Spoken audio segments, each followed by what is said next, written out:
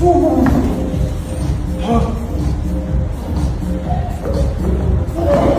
few moments later.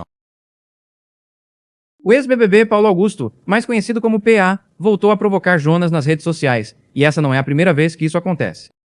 Recentemente, ele publicou um vídeo com indiretas, mas antes disso já tinha compartilhado um lance de futebol mostrando um jogador simulando pênalti, dando a entender que Jonas teria exagerado na situação da expulsão dentro do Big Brother Brasil. Além disso, no paredão do Jonas, Paulo Augusto também puxou o mutirão para eliminar o brother e deixou claro seu posicionamento, chegando até a votar para ele sair.